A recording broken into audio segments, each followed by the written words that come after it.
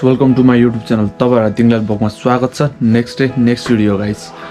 अनि सबैजना सन्चै हुनुहुन्छ होला, म पनि एकदम सन्चै छु। आज चाहिँ हामी फेरि सल्लेरी जान लागिरहेछौँ।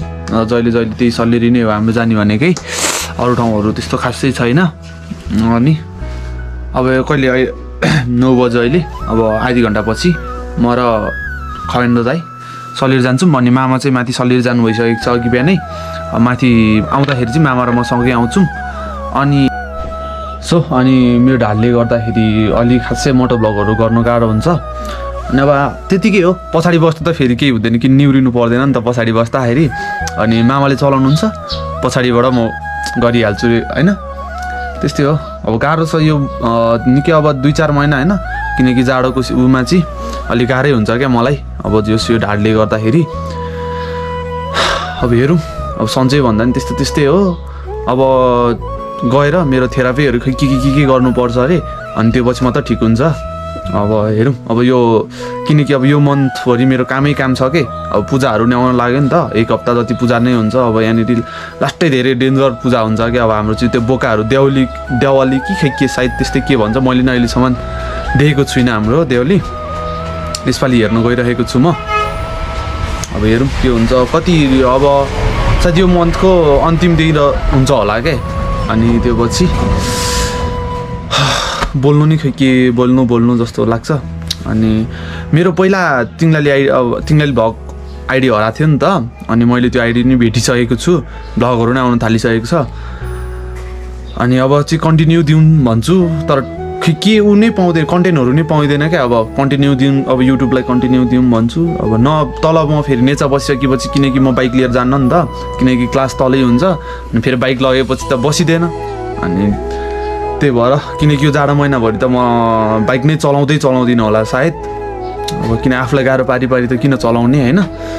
त्यस्तै हो। अब आज चाहिँ धेरै काम छैन माथि। आज चाहिँ अब गएर के मामाको खै के काम छ। अनि मेरो गाडीहरू नि माथि नि छ कि, बाबा माथि नै हुनुहुन्छ। अनि एकछिन गाडीहरू बनाए ठाउँमा एकछिन हेर्ने, अनि त्यो के सामानहरू गएको छ।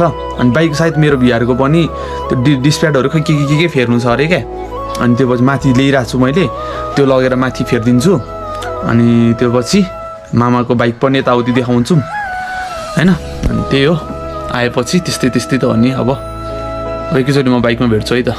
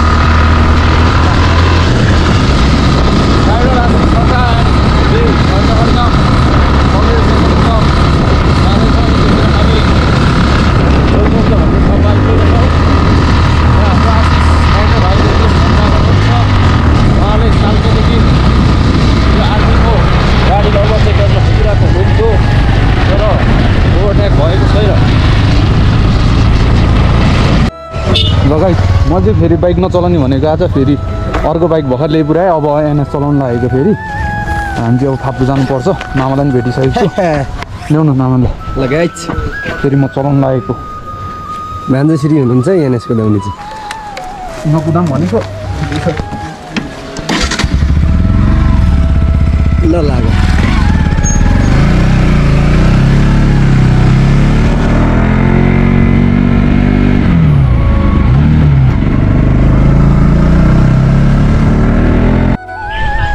ल हाम्रो फाप्लु यस्तो छ होइन।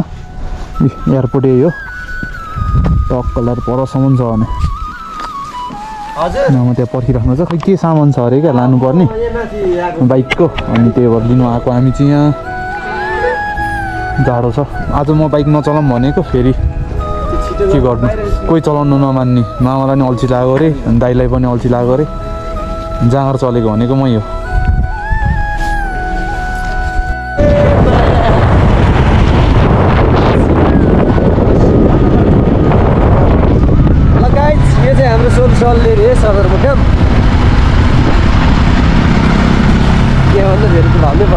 बुझिहाल्छ हामी छौँ यता हामी छौँ दुईजना मामा भान्जा सामान लिएर आइसकेको छौँ काप्लुबाट हामीले स्क्वायर छौँ यहाँनिर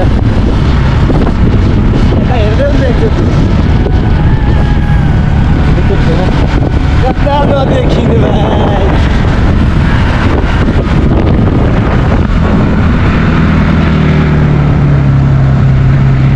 मैले भ्लग बनाउनु कडा भइसक्यो तपाईँलाई डर लाग्यो क्या भ्लग हाल्नु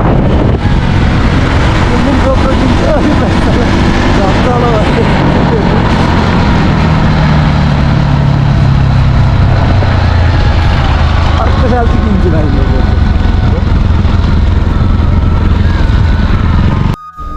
हामी चाहिँ यहाँ कफी खानु लागेको है टक्क लाएर आज खानै खाएको छैन भने 11 बजिसक्यो खाना खाएको छैन अब गएर खाना खानुपर्छ अब यति कफी खाएर हामी झरिहाल्छौँ बाइक त्यहाँनिर छ कस्तो लागिरहेको छ तपाईँलाई एकदम दामी बिन्दास चिसो छ हात तितेर तातो कफी अब पछाडि बसेर जानुको रमाइलो फरक हुन्छ आज बाइक नकुदाम भनेको यार तपाईँ ल अब हामी चाहिँ सलिडबाट निक्लिनु लागेको बाइक यहाँ छ मै राइड गर्नुपर्ने अरे अब पनि ठिकै छ भान्जश्री राइड हान्नुहोस् न यार टेन्सन नगरिकन सरर जाउँ सुस्तै जानुपर्छ है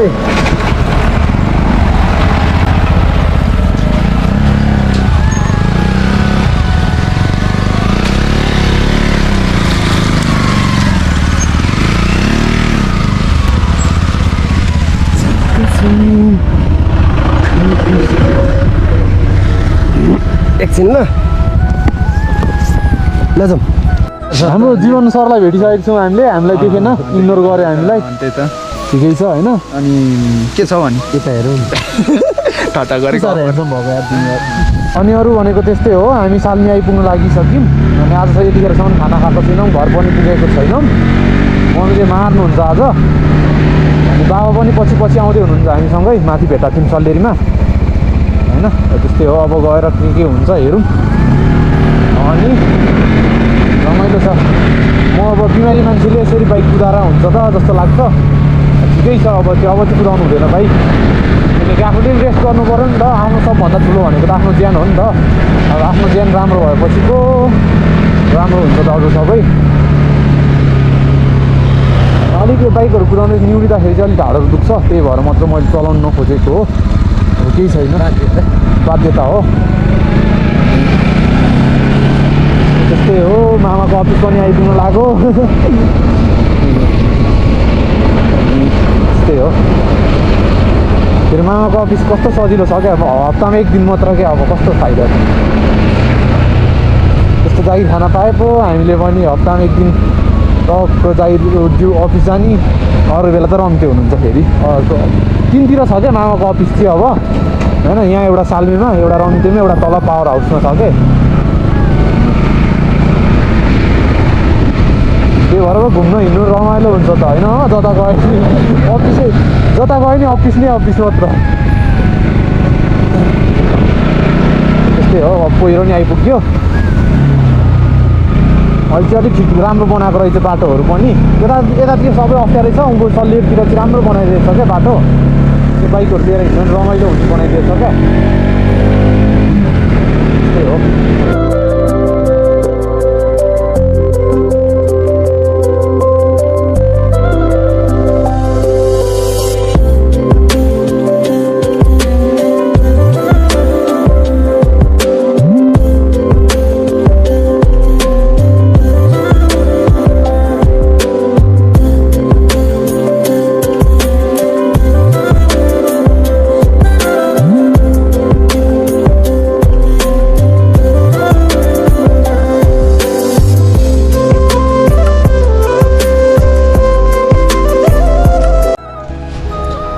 सो हामी फाइनल्ली आइसकेको छौँ यहाँ गोविन्द दाइको त्यो सामान छोडिरहेको छौँ अनि आज चाहिँ हाम्रो बाइक पनि बनाउँछौँ किनकि हाम्रो यसको ड्रिम लाइट गएको छ क्या एनएसको अनि हाम्रो ड्रिम लाइट बनाउनु पर्ने हुन्छ सामान आइसकेको छ हिजै अब बेलुका आएर बनाउँछौँ त्यस्तै हो अब गएर खानासाना खानुपर्छ मम्मीले मार्नुहुन्छ आज चाहिँ मलाई किनकि अघि मम्मी एक्लै हुनुहुन्छ नि त घरमा अनि त्यही भएर खाना नि एक्लै कि अनि मैले पर्खिँदै गर्नु नै म आइहाल्छु भनेर हिँडेको अब यतिखेरसम्म यहाँ छु अब घर जानुपर्छ अनि त्यसपछि खानाहरू खानुपर्छ त्यसपछि आजको दिन त्यस्तै त हो अब फेरि यहाँ आउँछौँ होला हामी खाना खाएर अब यहीँ बस्ने अब ग्यारेजमै हो यहाँ बस्ने भने गोविन्द दाइकोमा किनकि हामी यहाँ गफ गर्ने पनि अब उता कोही हुँदैन नि त हामीले गफ गर्दै यहीँ बस्नुपर्ने हुन्छ हामी अब रम्ते जान्छौँ जाउँ है मामा